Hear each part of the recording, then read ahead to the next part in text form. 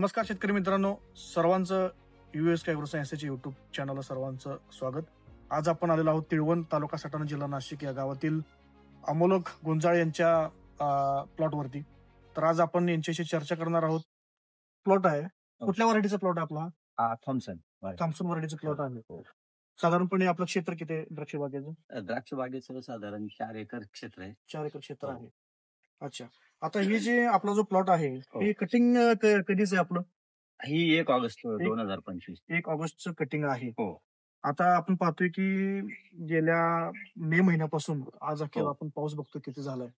साधारणतः ऑक्टोबर चटणी झाली की सर्वात मोठी समस्या असते ती म्हणजे घड जिरणं, घड बाळीवरती जाणं. आता तुम्ही त्याच्यावरती स्पेशल कसं काम केलेलं आहे? खरं म्हणजे मे महिन्यापासून जो पाऊस चालू होता ना, ह्या पावसावर थोडस कंट्रोल करण्यासाठी किंवा थोडस आपल्याला चांगली कंडिशन मिळावी म्हणून आम्ही क्रॉप कव्हर टाकलेलं आहे वरती. अच्छा, क्रॉप कव्हर टाकलेलं आहे. त्या क्रॉप कव्हर मुळे काय झालं की आमची बाग जास्त पाऊस जरी आला तरी फारशी ओली होत नव्हती. अच्छा, आणि त्याचा तो एक फायदा झाला. परंतु घड जिरायची समस्या, खाली मुळी ओली असताना नायट्रोजन वाढला की घड जिरायची समस्या येतेच. अच्छा, मग त्या समस्येवर आम्ही उपाय म्हणून आम्ही आपलं USKचं आमचे पाटील साहेब आहेत त्यांच्या सांगण्यावर, विश्वास पाटील साहेबांच्या मार्गदर्शनानेच त्यांनीच व्हिजिट दिली आणि मग आम्ही आपलं स्टार फोर्स वापरलं. स्टार फोर्स वापरल्यामुळे काय झालं, नायट्रोजन आडला आणि त्याच्यामुळे घडाचं जे बाळीत रूपांतर होणार होतं ते झालं नाही आणि एक अत्यंत पोषण झालेला घड बाहेर आला. त्याच्यामुळे तो आम्हाला फायदा झाला. नंतर आम्ही एक 12-13 दिवसात परत एक एक्सपोचा स्प्रे घेतला. CPPU एक्सपोचा स्प्रे घेतला आणि त्याच्यानंतर परत एक स्प्रे अजून आम्ही स्टार फोर्सचा घेतला. त्याच्यामुळे घड जिरण्याचं प्रमाण अजिबात म्हणजे जवळजवळ नगण्यच. म्हणजे साधारणपणे तुम्ही एक CPPचा स्प्रे घेतलेला आहे, आपला जो एक्सपो नावाचा मिळतो USKचा. त्याच्यानंतर स्टार फोर्स 2 स्प्रे तुम्ही घेतलेले आहेत ज्याच्यामध्ये सायटोकायनिन आहे.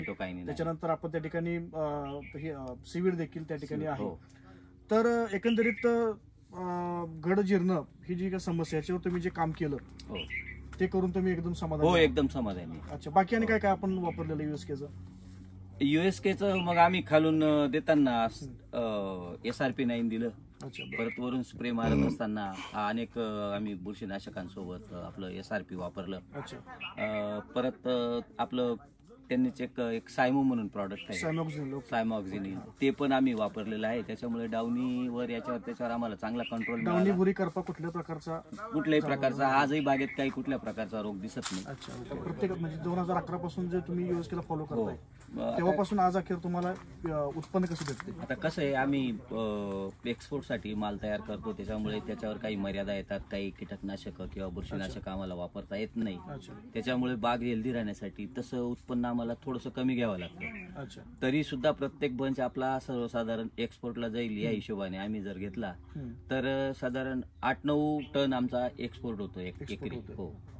ओके, आता तुम्ही USKचे ॲग्रोचे जे काही उत्पादन वापरले त्याच्यामध्ये आयकॉन शाईन असेल, टायकून असेल, स्टार फोर्स असेल, एक्सपो असेल किंवा SRP 9 आहे. आता तुम्ही जे उत्पादन वापरलेले आहेत तर वापरून तुम्ही समाधानी आहात? तर आपले जे इतर जे द्राक्ष उत्पादक शेतकरी आहेत तर त्यांनी देखील तुमच्यासारखी बाग करावी, तुमच्यासारखी शेती करावी, उत्पन्न मिळावं यासाठी त्यांनी USKचे उत्पन्न वापरावीत का? USKचे उत्पन्न म्हणजे उत्पादनं जे आहेत ते वापरायलाच पाहिजे, कारण ते चांगले आहेत उत्पादनं, स्टँडर्ड आहेत, परत किमतीला सुद्धा परवडणारी आहेत आणि त्याच्यामुळे आपला झाला तर फायदाच होतो, तोटा अजिबात होत नाही. तुम्ही एक्सपो वापरलेला आहे, स्टार फोर्स वापरले, याच्यामुळे तुम्हाला अतिशय चांगल्या प्रकारचं बंच या ठिकाणी मिळालेलं आहे. तर तुमचं पुन्हा एकदा आभार मानतो. धन्यवाद.